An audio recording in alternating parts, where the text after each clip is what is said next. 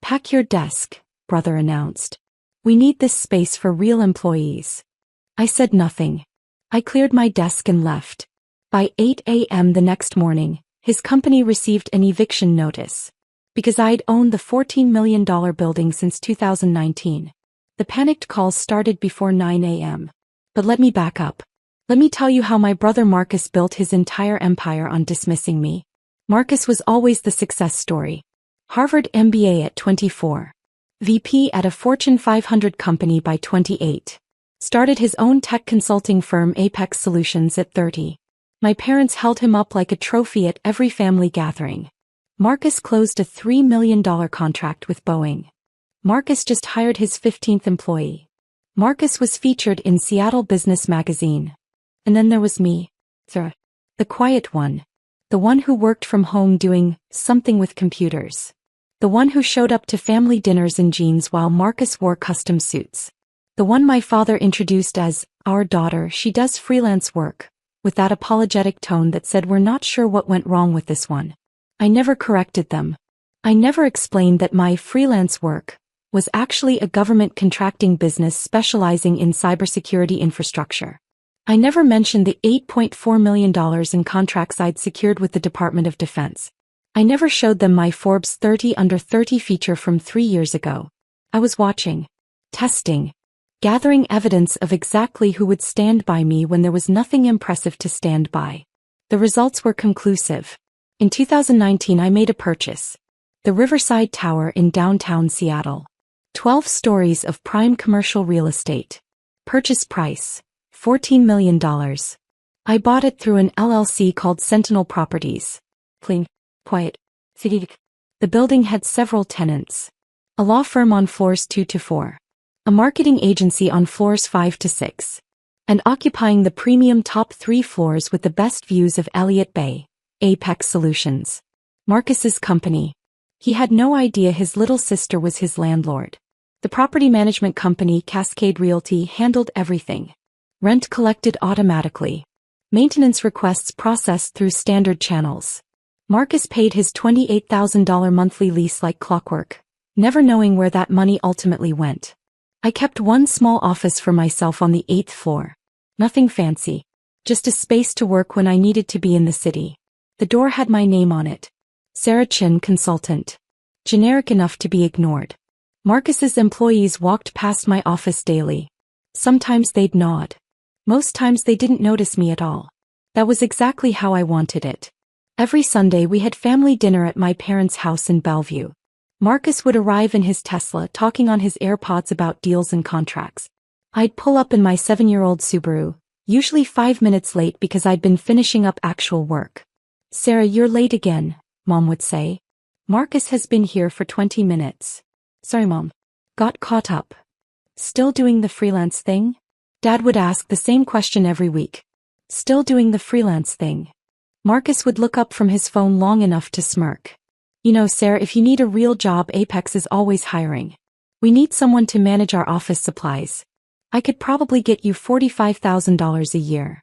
The table would laugh. Good-natured ribbing between siblings, right? I'd smile and eat my dinner.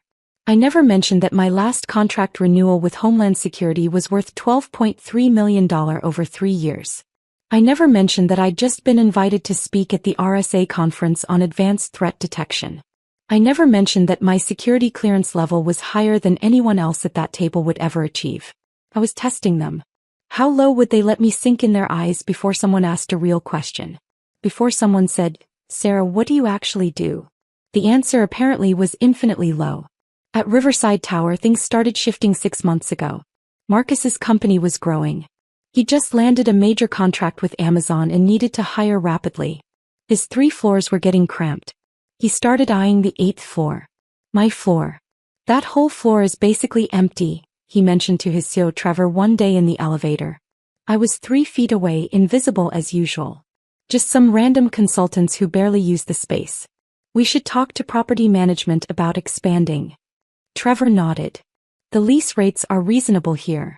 Way better than what we'd pay for Class A space downtown. They got off on the 10th floor, already planning their expansion. Neither one had acknowledged my presence. 2 weeks later, Marcus sent me an email. Not a text. Not a call. A formal email to my work address. Apex Solutions is expanding operations. We're in discussions with Cascade Realty about taking over the entire 8th floor. I know you have a small office there, but given that you work from home most of the time, this seems like an easy transition. We'll make sure you have access to a co-working space membership. WeWork is very nice. Let me know if you need help moving your things. Marcus. I read it 3 times. The tone was so casual. So absolutely certain that of course his little sister would give up her office space. Where else would she even need to be? I replied, I'll think about it. His response came in 4 minutes. Not really a negotiation, Sarah. This is a business decision. I've already talked to Dad about it. He agrees it makes sense.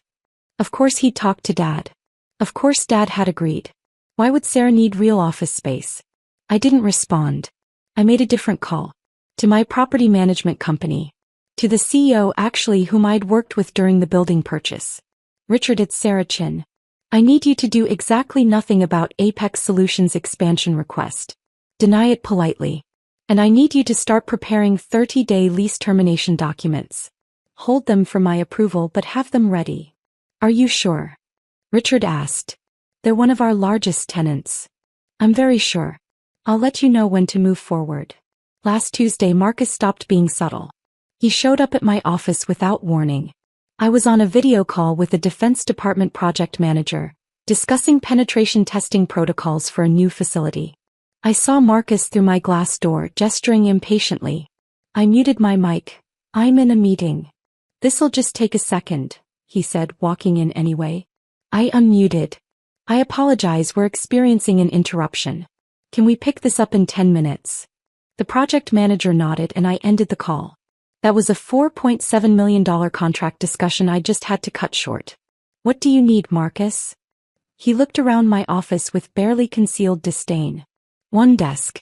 2 monitors. A bookshelf with technical manuals. A small couch. Sarah, this is getting ridiculous. We've been trying to work with you for weeks on the expansion. You're being unreasonable. I said I'd think about it. What's there to think about? You're here maybe twice a week. We have actual employees who need this space. People doing real work that generates real revenue. I leaned back in my chair. Is that so? Apex Solutions brought in $18 million last year. We're on track for $25 million this year. We have 32 employees now. You have, what? Your laptop and some books. I have my work. Your freelance consulting. He said it like someone might say your little hobby. Sarah, at some point you need to grow up. This isn't about you anymore. This is about real business. I looked at him for a long moment. My older brother. The golden child. Standing in my office in my building telling me about real business. I'll let you know, I said. His jaw tightened. Fine. But I'm moving forward with property management regardless. Dad agrees with me. If you want to make this difficult, we can make it official. He left without closing my door. I sat there in silence for 30 seconds. Then I picked up my phone and called Richard. Send the termination papers. Effective immediately. 30-day notice as required by their lease. Sarah, are you? I'm certain. Send them today. But Marcus wasn't done yet. Friday afternoon Marcus came back. This time he brought Trevor and 2 other executives. They walked into my office like they owned it. Actually, they walked into my office like they were about to. Sarah, we need to talk, Marcus said. I closed my laptop. I'm listening. We've made a decision. Apex is taking over this floor immediately. We're moving our HR department up here next week. I've already spoken with property management. They're on board with the transition. I glanced at the 4 men crowding my small office. That's interesting. Pack your desk, Marcus said. Those 3 words. We need this space for real employees. Trevor smirked. The other executives looked uncomfortable but said nothing. Pack your desk, Marcus repeated. Today. We're bringing contractors in tomorrow to start renovations. You can work from home. It's where you usually are anyway. I stood up slowly. I looked at my desk. My monitors. My bookshelf. The framed photo of me receiving my master's degree that no one in my family had attended because Marcus had a company retreat that same weekend. Today? I asked. Today. I'm not trying to be harsh, Sarah, but this is business. You'll understand when you have a real company someday. I said nothing. I opened my desk drawer and started removing my items. My notebooks. My backup drive. My coffee mug. I placed them in a cardboard box that Trevor helpfully provided, probably from their moving supplies downstairs. Marcus watched with his arms crossed. This is good for you too, you know. Maybe it'll motivate you to pursue something more substantial. You're 33 years old. Still doing freelance work. Mom's worried about you. I picked up the box. Anything else? Just leave your key card with reception on your way out. We're reprogramming access for this floor tonight. I walked to the door then turned back. For the record, Marcus, I never needed this office. He smiled. I know. That's why this works out for everyone. No, I said quietly. You don't know anything. I left Riverside Tower at 4:47 p.m. on Friday afternoon. I placed my box in my car. I drove to my real office. The one in my house in Madison Park where I did 90% of my actual work. The house Marcus and my parents had never visited because they assumed it was probably just a small rental. It was a $3.2 million property I'd purchased in 2018. But they'd never asked, so I'd never mentioned it. I made one phone call on my drive home. Richard. Execute the termination. Effective immediately. 30 days starting today. Deliver the papers first thing Monday morning. Sarah, they're going to. I know exactly what they're going to do. That's the point. I didn't go to Riverside Tower on Monday. I didn't need to be there. Instead, I worked from home handling a video conference with Pentagon officials about a contract renewal. At 7:53 a.m. my phone buzzed. A text from Marcus. What the hell did you do? I ignored it. At 8:02 a.m. another text. Call me right now. I declined the call that came 30 seconds later. At 8:15 a.m., my phone started ringing continuously. Marcus. Trevor. My father. My mother. Marcus again. I finished my Pentagon call at 9 a.m. then checked my messages. Marcus had left 4 voicemails. I listened to the last one. Sarah, I don't know what you did or what strings you pulled, but Apex just received an eviction notice. 30 days to vacate Riverside Tower. Our lawyers are looking at it right now, but it's ironclad. They're saying the building ownership wants us out. This is insane. We have contracts. We have rights. Call me back immediately. There were 17 text messages. I read them in order, watching the progression from confusion to anger to panic. 8:04 a.m. What did you do? 8:18 a.m. This isn't funny. 8:33 a.m. Our lawyers say the eviction is legal. 8:41 a.m. Dad is calling you. 8:55 a.m. We have 32 employees. We can't just move. 9:02 a.m. Sarah, please call me. 9:07 a.m. We need to talk about this. 9:12 a.m. I'm sorry about Friday, okay? Can we just talk? I made myself a coffee. I checked my email. Another contract had come through. The Department of Energy wanted a security audit. Estimated value, $2.8 million. I replied to that first. Then at 9:30 a.m. I called Marcus back. He answered on the first ring. Sarah, thank God. What is happening? Did you talk to property management? Did you file some kind of complaint? No complaint, I said. Just a business decision. What business decision? What are you talking about? I'm talking about Sentinel Properties LLC exercising its right to terminate a lease with proper notice. It's all in the paperwork you received. Silence. Long enough that I thought the call had dropped. Sentinel Properties, he said slowly. The ownership company. Yes. Sarah. His voice had changed completely. Sarah, what are you saying? I'm saying I own Riverside Tower, Marcus. I bought it in 2019 for $14 million. You've been my tenant for 5 years. And now you're not. More silence. That's impossible. You don't have that kind of money. You do freelance consulting. I run a government contracting firm specializing in cybersecurity. Last year's revenue was $31 million. I have active contracts with the Department of Defense, Homeland Security, and 3 intelligence agencies. I hold a top-secret SCI clearance. And I own the building your company operates from. I could hear him breathing on the other end of the line. 5 years, I continued. 5 years of rent checks. $28,000 a month. You've paid me $1.68 million to operate in my building. And you've spent 5 years telling me I should grow up and get a real job. Sarah, I didn't. You told me to pack my desk. You told me I wasn't a real employee. You brought your executives to my office to humiliate me. We needed the space. You needed MY space. An MY building. And instead of asking respectfully, instead of treating me like an equal, you decided to treat me like an inconvenience. Sarah, please. We can fix this. We can. The eviction stands. You have 30 days. We have contracts with Amazon. With Microsoft. We can't just move. Do you know what this will cost us? I know exactly what it will cost you. I've read your financials. They're filed publicly. Moving will cost you approximately $890,000 between deposits, moving expenses, build-out costs, and contract penalties for late deliverables while you're disrupted. It might cost you the Amazon contract entirely if you can't maintain your timeline. So you're going to destroy my company? Is that what this is? I'm not destroying anything. I'm making a business decision. The same kind you made when you told me to pack my desk. His voice cracked. I said I'm sorry. I was stressed. The expansion pressure has been. You weren't sorry when you said it. You were sorry when you got the eviction notice. By 10 a.m. both my parents were calling. I let it go to voicemail.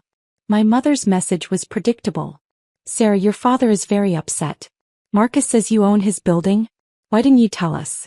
This is terrible timing for his company. You need to work this out with him. He's your brother. Call me back. Not congratulations on building a successful company. Not we're proud of you. Just you need to work this out with him.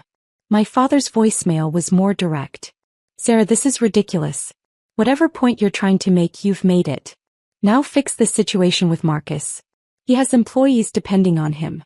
Don't let your feelings about needing an office ruin his business. My feelings about needing an office. That's what they'd reduced it to. I didn't call back. Instead, I forwarded both voicemails to my personal lawyer with a note. For documentation if this escalates. At 11:30 a.m. Marcus called again. This time I answered. I talked to Richard at Cascade Realty, he said. No hello. No preamble. He confirmed everything. You really own the building. Yes. He also said you've been the owner since before we even moved in. We were your tenants from day one. That's correct. And you never said anything. For 5 years. No. Why? Why would you hide something like that? I leaned back in my office chair looking out at Lake Washington. I was conducting an experiment. I wanted to see how my family would treat me when they thought I was failing. When they thought I was just barely getting by with freelance work. When there was nothing impressive to brag about at dinner parties. That's manipulative. Is it? Or is it just removing the performance? I stopped performing success for you. And you showed me exactly who you are when you think someone's beneath you. I never thought you were beneath me. You told me to pack my desk. You offered me a job managing office supplies. You've spent years making jokes about my little laptop business at family dinners. You literally suggested I grow up and pursue something substantial last Friday. He was quiet. For the record, I continued, my company's revenue is substantially higher than Apex Solutions. My contracts are with federal agencies, not regional businesses. My clearance level means I work on projects you'll never even know exist. And I did it all while you and mom and dad assumed I was failing. Sarah. The eviction stands. 30 days. I suggest you start looking at office space in Bellevue. Class B buildings are running about $32 per square foot right now. You'll need about 15,000 square feet for your current team size. Budget around $40,000 per month, plus first month, last month, security deposit and build-out costs. You should also talk to your Amazon contract manager about the potential timeline impact. You're really doing this. I really am. What do you want? Name your price. We'll pay higher rent. There's no price, Marcus. This isn't a negotiation. You made it very clear on Friday that you don't respect me, my work, or my presence. So now you don't get to benefit from my property. Please, Sarah, please. Think about my employees. They didn't do anything to you. Your employees will be fine. They'll move with you to your new location. You'll absorb the cost and recover. Apex will survive. But you'll survive knowing exactly what it cost you to treat your sister like she was worthless. I hung up. By Wednesday, my parents had demanded a family meeting. At their house. Mandatory attendance. I showed up on time. Marcus was already there, looking like he hadn't slept in days. Sarah, my father started, we need to resolve this situation. There's nothing to resolve. Marcus has his eviction notice. He has 27 days remaining. You can't actually expect him to move his entire company. I expect him to honor the lease termination the same way he expected me to clear out of my office with zero notice. My mother jumped in. Sarah, honey, Marcus said some things he regrets. But you're talking about hurting his business. His employees. Their families. I'm talking about enforcing my property rights. Your property rights? My father's voice was rising. Since when do you have $14 million to buy buildings? Since 2019. The money came from my government contracts. The same work you've dismissed as freelance consulting for the past decade. My mother looked confused. What government contracts? I pulled out my phone and opened a folder. Would you like to see? Here's my Forbes 30 Under 30 feature from 2022. Here's my company profile showing $31 million in revenue last year. Here's a photo of me receiving an award from the Secretary of Homeland Security. Here's my LinkedIn showing my actual job title, founder and CEO of Sentinel Cyber Solutions. I handed my phone to my mother. She scrolled through, her face going pale. You've been this successful, and you never told us? I told you I did consulting. You decided that meant I was barely surviving. You never asked for details. But why wouldn't you? Because I wanted to see who would support me when there was nothing impressive to support. And I got my answer. None of you. Marcus stood up. Sarah, what do you want from me? You want me to grovel? Fine. I'm sorry. I'm sorry I dismissed your work. I'm sorry I didn't respect you. I'm sorry I told you to pack your desk. I'm sorry for every joke, every comment, every time I made you feel small. Please, let us stay. I looked at my brother. The golden child. The Harvard MBA. The one who always had dad's respect and mom's pride. No, I said simply. No. You're not sorry you did it. You're sorry it had consequences. There's a difference. My father slammed his hand on the table. Sarah, enough. This is family. You don't destroy family over hurt feelings. I'm not destroying anything. I'm running my business. Marcus wanted me out of my office for business reasons, remember? This is the same thing. It's not the same at all. You're right. It's not. Because when Marcus told me to leave, I had nowhere else in that building to go. When I'm telling Marcus to leave, he has the entire city of Seattle to choose from. He'll be fine. I stood up. I've spent years at these Sunday dinners listening to Marcus's accomplishments. Listening to you both praise him. Watching you introduce me as, she does something with computers, while you introduce him as, our son, the CEO. I built something bigger than what Marcus has. I did it quietly. And none of you noticed because you weren't looking. Sarah, my mother started. The eviction stands. Marcus has 27 days. He has the resources to relocate. He'll be fine. And maybe, just maybe, he'll think twice before dismissing someone again. I walked to the door. Are you coming to Sunday dinner this week? My mother asked, her voice small. I turned back. No. I don't think I will be. Marcus's company moved out on day 29. Professional movers. 3 trucks. 32 employees relocating to a Class B building in Bellevue that cost him nearly $45,000 per month. Almost $17,000 more than he'd been paying me. The Amazon contract got delayed. Not canceled, but delayed by 6 weeks. That cost him about $230,000 in penalty clauses. Total cost of telling me to pack my desk. Approximately $1.1 million. I got one email from him after they moved out. I understand now. I hope someday you let me try to make this right. I didn't respond. My parents called a few times. My mother left voicemails saying she didn't know how successful I was. My father sent texts saying I'd made my point and should move past this. I didn't respond to those either. But I did get other responses. Other tenants in Riverside Tower started asking about lease terms. The law firm on floors 2 to 4 wanted to expand. A tech startup wanted to move in. Everyone paid market rate. Everyone treated the property owner with respect. I released Marcus's former space to a medical device company for $35,000 per month. They moved in 60 days after Apex moved out. The financial impact of losing Marcus as a tenant? Approximately zero after I filled the space. Actually, I came out $7,000 per month ahead with the new tenant.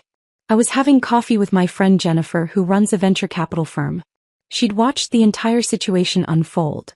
"So," she said, grinning, "any regrets about kicking out your brother?" "None. Not even a little. I mean, he did apologize. He apologized because it cost him money. Not because he understood what he did wrong." "Fair point." She paused. "Your parents still not talking to you?" "They call sometimes. I don't answer." "Cold. Strategic. They wanted me to be impressive. Now I am. But only on my terms." "Have you thought about what happens if Marcus actually changes? If he genuinely learns from this?" "I considered it. If that happens, I'll reevaluate. But I'm not holding my breath." "What about you? How are you doing with all of it?" I thought about that question. Really thought about it. Honestly, better than I've been in years. I spent so long trying to earn respect from people who'd already decided I wasn't worth respecting.